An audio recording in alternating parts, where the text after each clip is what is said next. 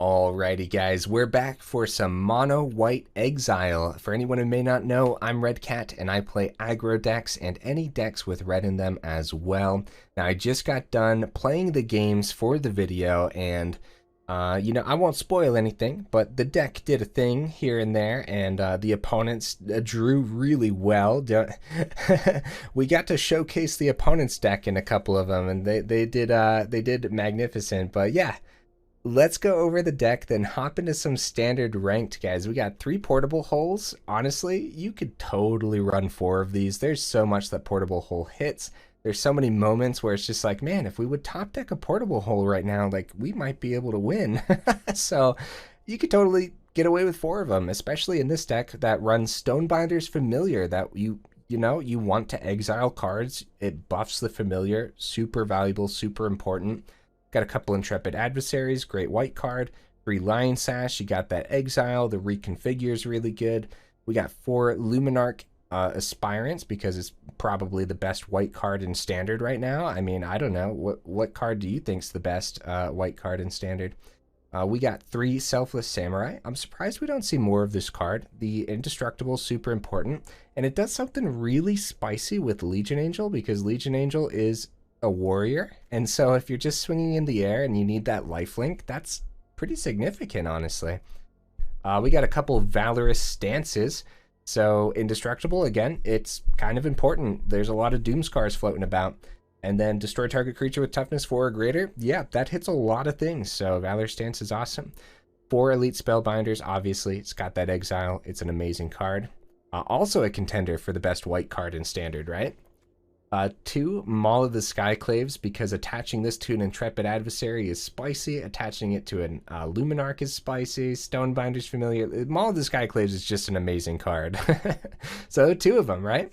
We got 2 Restoration of Eiganjo, so it helps us ramp. We don't really need more ramp in the deck. You don't really need this for the planes, but that second phase does let you grab a ton of stuff from the grave that's spicy, like grabbing another Luminarch, so that way you can play out other stuff on that turn, that kind of thing, right? Or, you know, you could discard an Intrepid Adversary, bring it back with the ability, and then pay for the adversary cost. So, yeah, Restoration is good, but then, hey, third phase, exile this Saga, so that does trigger the Stonebinder's Familiar. So yeah, that's pretty cool. Touch of the Spirit Realm. I feel like overall I've underestimated this card. Touch of the Spirit Realm is just really good, and that channel ability comes into play often, and it's super spicy. So yeah, you're probably going to see more of this card in the future. 3 Skyclave Apparitions. Honestly, right now, the Touch of the Spirit Realm might be better than the Skyclave Apparition. You know, because, like, Touch of the Spirit Realm can hit Chariots, too. So, something to consider there, but we do have 3 of these. On the top end here of the curve, we got a Legion Angel, 3 in the sideboard, and a Wandering Emperor as well. Old versions of this deck, I had a couple Wandering Emperors. It's just a little bit too slow. It is a really good card, though. 24 land total. We got the Seat of the Empire and a Cave of the Frost Dragon in here, too. So, yeah, I did test this deck quite a bit before playing these matches. And overall, I've changed it up a lot since the very beginning. But, yeah, let's go hop into some ranked and see how it goes, guys. I mean, I know how it goes. But, yeah, I won't spoil anything. Let's go check it out, huh?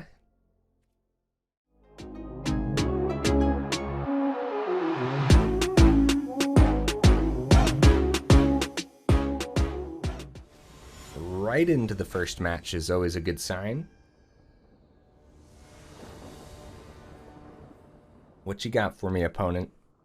Okay, opponent goes first, which sucks. This is an amazing hand. I'm keeping this. You know, 24 land in the deck. Really good, yeah, this is solid. A couple Luminarch Aspirants is nothing to joke about, man. Oh, getting that third, too. Let's go. Okay. So that's potentially something we want to take out now. But hear me out. Let them plug a couple things into it. Then we portable hole. when we start buffing the Luminarch, right? So yeah, runes is everywhere right now, and that's kind of this deck doesn't do the best against runes, but there's so much removal that it totally can. So we'll see, right? Skyclave Apparition can hit the Runeforged champion easy. We want to do that first because next turn we don't want them to get the thing that makes all of their runes free, because they pop off way too much with stuff like that. Plus, Apparition hitting the Runeforged lets us do a pretty good swing here. Right? We're going to obviously buff the Luminarch because both of these have huge targets on them. They're really good lines of play here. Okay, draws a card. Kami of Transience gets a nice little buff. Rune of Sustenance. Yep, plug it all in, buddy. Plug it all in. Back up to 22. We're down to 13. Alright, check it. Plains. Portable Hole. Like, we obviously know that's coming down. Kami of Transience. Boom. Easy, right? So, other Luminarch to start buffing everything. Or Maul the Skyclaves could be really good too. I think the Maul is better as a surprise. So we're going to get the other Luminarch down. And we're going to actually double buff the one that we're not attacking with. kind of going wide here, and hopefully that ends up working out. The concept being, we're going to obviously send one of these Luminarchs in the air. We know that runes has some removal to take out the Luminarch, so lots going on here. Oh, okay, a runes deck with Restoration of Eiganjo is really good. I like that. So they get a couple things down. Okay. So Elite Spellbinder is a really good draw. But Lion Sash is probably better. So is Maul of the Skyclaves, though. Like, we could have so much damage. Gonna maybe draw. Depends what they have in their hand. We probably want to Elite Spellbinder. Pick something out of their hand, huh? A card that maybe they want to discard. Yeah. And I'm thinking they're not running any board wipes, so we could probably get Lion Sash down. Sure, Rune of Speed is fine to pick out of there, I guess. It would be a big shame if they do end up having some kind of board wipe, but I'm thinking they don't, so... Swing for 10. This is working well so far. In my test matches, Runes was definitely the deck to beat. It was very difficult. But since then, I upped a portable hole, first of all. But then, yeah, the removal has been working out this game, so. Okay, Hollowed Haunting. Nice, nice, that's sweet. There it is, guys, GG. As you can see, I tested this deck a lot. Like I said, I was working on it since the beginning of Neon Dynasty, so this is a bunch of different versions of the deck, but it's stayed relatively the same. So yeah, total win rate so far 60%, but total video win rate 100% so far. All right, into the next match, and the opponent goes first here. This is a good hand. This is keepable. We do want to see that third land, but yeah, we seem to get it for some reason so easily. All you got to do is ask, guys. All right, Smoldering Egg. Yeah, that can't stay there. Hold up. Hold up now. Okay, really good draw. Looks like they might be playing some Burn, guys. This is exciting. Just did the Burn video on Sunday. Yeah, don't skip the portable holes, guys. It hits a lot right now. It hits a whole bunch. And like I said, you could probably cram 4 of them in here, and you'd be fine. There's gonna be like one deck you run into that a portable hole doesn't do anything. Even then, it still hits a lot. Like, worst comes to worst, you could get rid of a, you know, a treasure or something. Yeah, it's burn. It's burn. Let's go ahead and make that Invoke Calamity pretty expensive. What do you guys think? 7 mana Invoke? Ah, there it is. No thank you, sir. No thank you. Ah, Elite Spellbinder, my hero. Yeah, I don't know if they burn the Spellbinder here. They want to go face. Oh, okay. Yeah, no blocks. That works too. I'm surprised because eventually they want to play the Calamity, but I guess not yet. I'm going to skip the Luminarch for now. We know that they have the Royal Eruption. Well, then again, you know, that does hit the adversary too. That's a really good target for it because of the lifelink, but I think saving the Luminarch Aspirant back is still an okay play there. I think that's 100% okay. All right. So, a touch of the Spirit Realm isn't gonna hit a lot in the opponent's deck.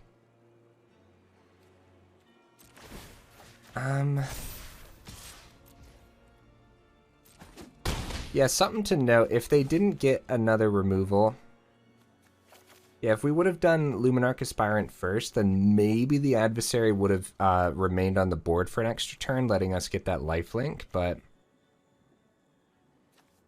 yeah, I think it's fine, the order that we did play it in, because any damage not hitting our face is important. Okay, looks like they might have top decked a Invoke as they're checking their graveyard. They might also just be checking it to say like, oh, if we do top deck it, or if we can get to 7. Yeah, I'd say we're both on a timer right about now. Burn down the house. Couple devils. Okay.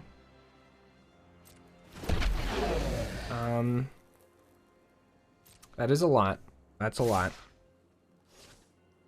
They hold one back for a blocker on the ground. I don't want to just take 4 here, but I also wouldn't mind getting rid of that blocker to be able to swing in next turn for even more.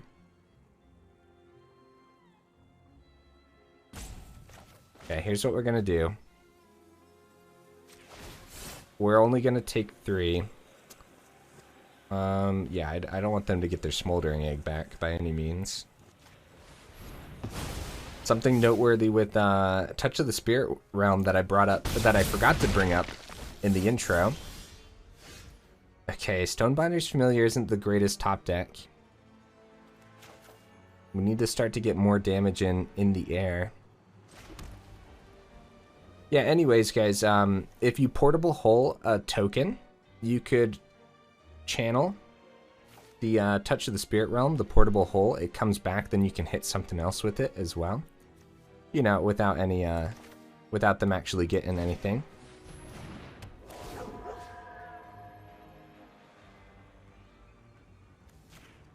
Okay, we're gonna think blockers this time. Being able to block one of these 1/1 spirits is important, I'd say. Okay, Reckless Impulse, that's huge. A land and an inspiration to take out the Spellbinder. That is huge for the opponent. That is huge, guys. So this isn't the same as my list. My list doesn't run Reckless Impulse, but I do like it here. It's a pretty solid card. Yeah, so they're thinking, do we hit face or do we take out the Spellbinder? I say Spellbinder easy because, you know, next turn they could top deck a mountain. As long as they burn our creatures on the board, it's looking better for them. Like, that is what's important here. Yeah, the longer the match goes, the worse it is for us. So they want to take out our creatures. They go for the Luminarch. No more buffing the Spellbinder, and they get a good swing here then. I don't mind that play at all, because next turn they have the Annihilation. It's really good. So we have 5 on the board. Maul the Skyclaves doesn't do it. Luminarch off the top doesn't do it. But a Lion Sash does do it. Okay, we're going to take the 4. Let's see it. Okay, Skyclave Apparition does not hit tokens. But it does block. So we may be forced to block here. And I think we play this too, just to have a creature. Okay, it is up to 1 target non-land permanent. And we might have to block one of these two with the Stonebinders familiar. So we're just gonna not. Oh, it doesn't even let us. Yeah, that's right. We're gonna swing. Yep. Okay. This could be the opponent's game. Easy. Easy. Like mountain off the top, it's over. But that being said, it doesn't look like they got their mountain for the Calamity. It looks like it's going to be the Annihilation on the Spellbinder, and they might hold creatures back to block on the ground, which means a Maul of the Skyclave could do it, which would be sick.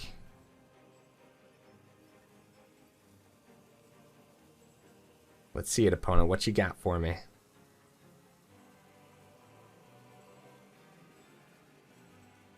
What you got for me? Play with fire off the top would have been insane too. Okay, so they do end up swinging with 1, saving those blockers on the ground. Yeah, we're gonna take the 1 down to 5.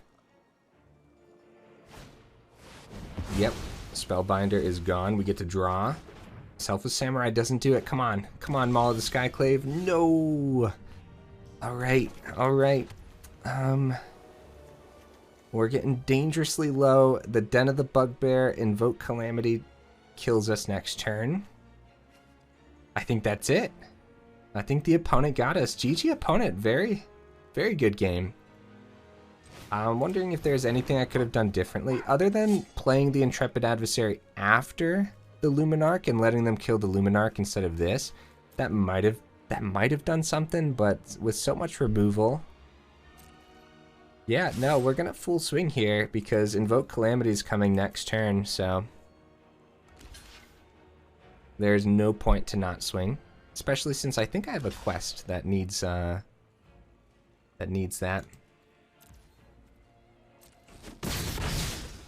We just let him die. It's fine. They ping face, and this is gonna be fun for them. I'm gonna let them play it out for sure. Invoke Calamity, the one that we took with the Elite Spellbinder. That's pretty awesome. Oh, GG opponent. GG. Alright, into the next match here, and we go first. That's good. Other than that, it's a pretty bad hand. Seeing both of our 4-drops is particularly bad, but I'm gonna keep it. Like, it's not like a terrible hand. The Portable Hole is really good, especially with all the runes we're seeing all the time.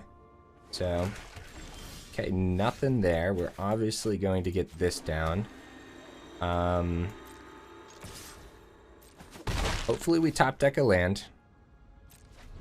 Yeah, all in all, really bad hand. Like, a potential mulligan hand, right? But you guys know I also like to keep it whenever we do these.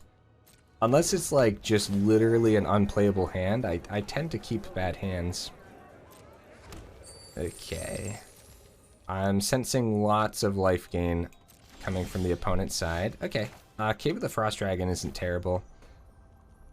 And we definitely get rid of the Innkeeper because next turn it could be Chariot. Swing for 2. Yeah, pretty good. Pretty good that we drew a land there. That's important, even though we couldn't get the Elite Spellbinder down. Okay, Jukai Visionary. Yep, we've been seeing this Golgari deck a little bit recently. I wonder if it's just like a new meta deck that people are running. Let's check this hand out, huh? Yikes. Okay, Okay, Meat Hook is terrible, but next turn Loth can come down. Oh no, it's gotta be Loth, right? But the Meat Hook just gobbles it all up too. Like, all of it. Yeah, Meat Hook for 3.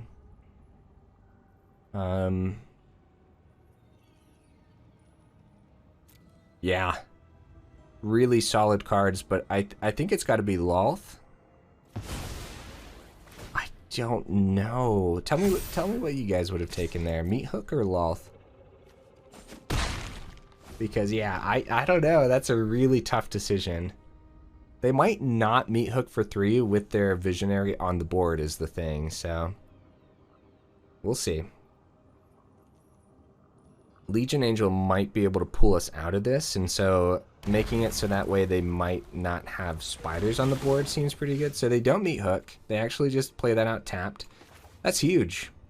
That's really huge.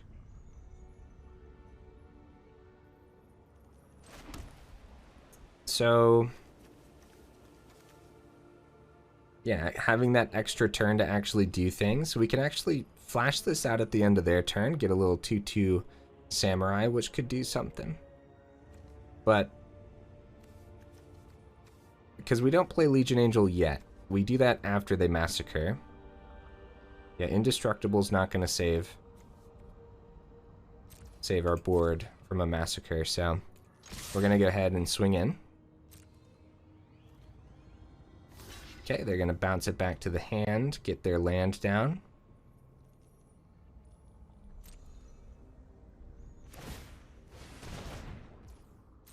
Who would have thought Visionary would be decent, huh?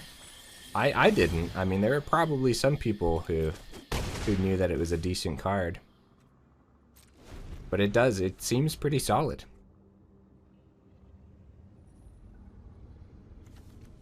I mean, the Meat Hook's gonna come down here. I'd be shocked. Oh wait, they have enough for Vorinclex. That might be a play too.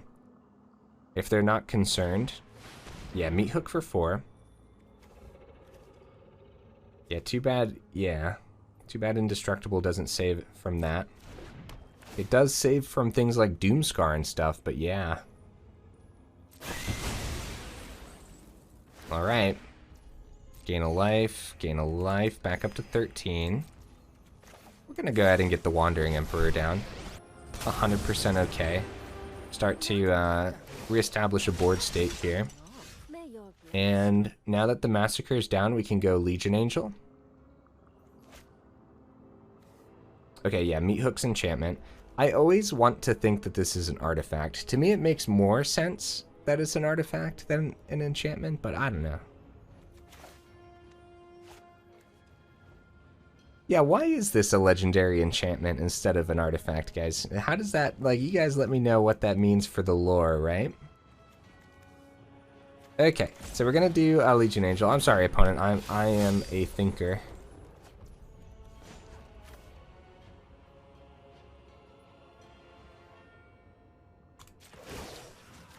We're gonna go +1 counter here in case they have another board wipe. Little extra damage instead of a wider board might be just better. At this point, Loth can come down, but Binding of the Old Gods probably hits Legion Angel, I would assume. They hit the Wanderer instead. That does let us get a pretty powerful swing next turn, which means cards like... Okay, they get the Visionary down. Okay, I was gonna say, cards like Maul the Skyclave and stuff would just be really good here. So, also, a noteworthy thing now, if they do try to just like binding our Legion Angel and stuff, we do have the Valorous Stance, and we could have the Selfless Samurai open here too. I think this is an easy full swing. Or do we Touch of the Spirit Realm? I think we want to keep Touch of the Spirit Realm open for their Vorinclex. So we're gonna go ahead full swing. They do block. So they're taking 4. Lose 1 life. We're gonna get the Selfless Samurai down. Hopefully it's not another meat hook. It easily could be. While another meat hook would be devastating, it wouldn't be like the end because of our Legion Angels, so. Also, hey, Touch of the Spirit Realm. Don't forget the channel ability. If it is another meat hook, we could save our Legion Angel. Which is huge. Which is really, really huge. It's gotta be Loth soon, right?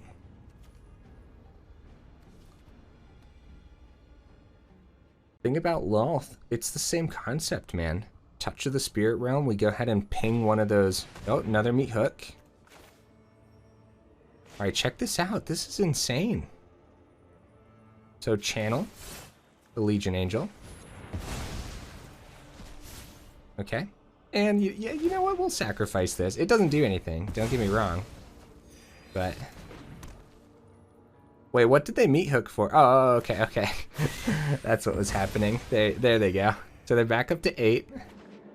And at the end, we get our Legion Angel back. Pretty sick. Pretty sick stuff. Okay. So what Maul of the Skyclaves does for us, great draw, is it leaves our Valorous Stance open. Which is pretty good. Also, just getting the Maul onto the board isn't bad either. So they're down to 2. Can we find that remaining damage here before they start to control this board state completely? Yep, get their 2/2s. They block in the air beautifully. I will show you what happens when the skies squash. Do what I demand. Okay. My turn. Let's see what we get. Touch of the Spirit. Okay.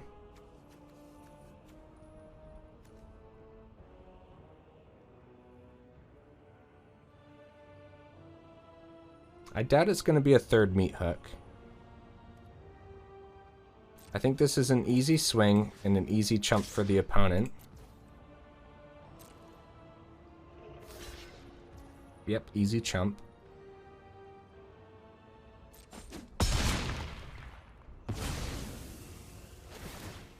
Oh, man, do we doubt a third meat hook? That's, like, it's a huge problem, but I think we do. I think we're gonna go second Legion Angel here. We have 2 more in hand.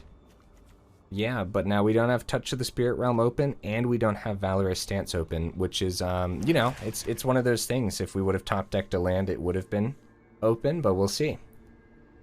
We will see. And the third meat hook drops onto the board, strong as ever. Well, sometimes the opponents have it, right? They're back up to 4. They're getting rid of their Loth. Yeah, there's the land that we needed for the Touch of the Spirit Realm. So, Legion Angel. I mean, now we have Touch of the Spirit Realm open if they have a 4th meat hook. But we have to fear the Vorinclex soon. Opponent's deck is just filled with value cards. It's just like Golgari good stuff, and it's really powerful. It's like a really powerful control deck. That being said, if they didn't have the 3rd meat hook, this would be going quite the different way. Quite the different direction. So never underestimate meat hook. That's probably all of them too. I'd be shocked if they're running 4 in the deck. Swing with the Vorinclex. They're tapped out, so I think it's completely okay to Valorous Stance the Vorinclex here.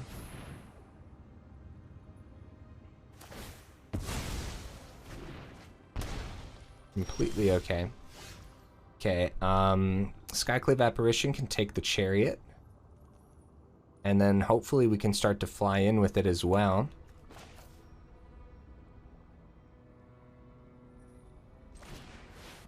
We don't want to take the meat hook. While it is getting them a lot of advantage, the Chariot can start to copy their spiders. So that's a really good draw for us.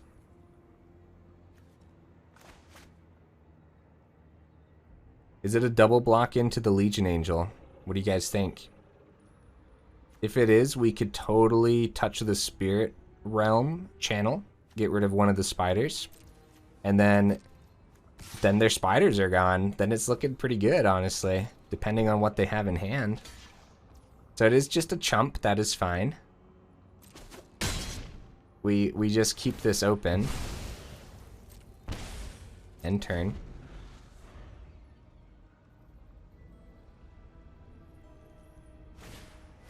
Another chariot. Okay. I'm hoping that they tap out and Touch of the Spirit Realm just pings their spider out of existence and, you know, takes them by surprise. Deadly Dispute. I mean, they still have cards. They're still going. They could easily get some removal here, so we want to keep this open to bounce our Legion Angel. But it would be... Oh, no. Do not gain life. Please, you don't have anything. You did not get an eye twitch, bro. Get out of here. Get out of here. So they're going back up to 5. What a draw. Yeah. Do we ping the spider, or do we Touch the Spirit Realm the Innkeeper so they stop gaining, or the eye twitch so they don't? Bro, I don't even know.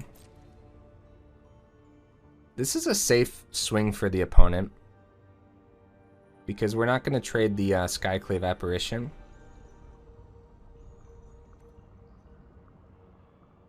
Yeah, because they have the blocker in the air now. I want to be able to plug the Maul into the Skyclave eventually, but I think we still do Touch of the Spirit Realm onto the eye twitch. That being said, Cave of the Frost Dragon could power up this turn too. But nah, I think it's Touch of the Spirit Realm. Yeah, a lot of decisions there, right? Like, look, we can take the Chariot again. Do we? Do we take the Chariot? We don't want them to reproduce these spiders. Darn it, I guess we do. I guess that's acceptable too. So it could be Maul here, swing, and they don't have to, they can take one of them. And then they could easily grab Mascot Exhibition. Or we could set up the other Legion Angel, which I think is better. Let's see if they double block this. They do end up double blocking here. I'm actually shocked by that. So Mascot Exhibition will get them, gain them a little bit of life from the Innkeeper. 3 life. Uh-oh, guys, they're catching back up, and this is scary. This is very scary stuff. Did we need to not let the double block go through by equipping the Maul? I don't think so. Did we take the Innkeeper instead of the Chariot? I don't know. There's so many options. What would you guys have done differently here? Like, this is just a lot to deal with all the time. This is pretty simple, though. This is a, equip the Maul to the Apparition.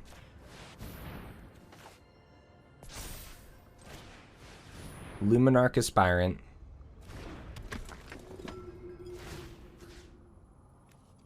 Buff the Legion Angel, because the Apparition has a target on its back for sure. 9 damage swinging in, easy block with the Inkling. Wow, opponent's deck is just filled to the brim with valuable cards and good draws and just so much going on. Look, they can ping our Cave of the Frost Dragon, so they don't got to deal with that anymore while thinning their deck too. Just huge value. All right, come on, opponent, you're not gonna draw anything. You didn't draw a single thing that you could use. Okay, Hive powers up. Wait, do they have lethal? Wait a minute, that's 2 Hive of the Eye Tyrants. Oh no. Oh, we died. Oh, I wasn't even paying attention to the fact that they could attack too. Good game, opponent. Wow, they really wore us down there, didn't they? Amazing. All right, total deck win rate 52%, total video win rate. I don't. How many games did we play? I think that was only the third match, so we won 1 and lost 2. That's a GG, 33%. Alrighty guys, here's the deck list again, and in the video, I don't think it showcased the power that this deck actually has. I think this deck is way better than what we showcased. I think it's way better than its win rate. That being said, I mean, sometimes the win rate doesn't lie, so you know, there might be a lot of room for improvement here. It just might be not the time for this style of deck in Standard, as you know, there's just a lot of great decks floating about, right? So yeah, I don't think I would change anything though. That being said, like you could change around some things. I still think 4 portable holes is completely okay to have. Think about that last match. If we would have top decked a couple portable holes to get rid of those spiders, we probably would have won. So, you know, it's something to think about for sure. Wandering Emperor is okay. Again, you don't need it in here. You could just go up another Skyclave. You could go up another portable hole. You could rock for Lion Sash if you really wanted to. I would have liked to see Lion Sash come into play in this video a little bit more, but it is valuable in this deck, and there's a lot of decks that want cards in the graveyard right now too, so it's a great card. We just didn't really get to see it today, unfortunately. And yeah, today's video, it's like one of those things where the opponents really had it, especially that last guy, man. That Golgari deck, that deck's dangerous, man. I feel like you're gonna see that deck a lot, and they just rip things off the top of the deck that's just magnificent. Like, I don't even know how they do it, right? All right, yeah, so hey, if you made it this far into the video, you guys are champions, and I appreciate you, and I will see you in the next video.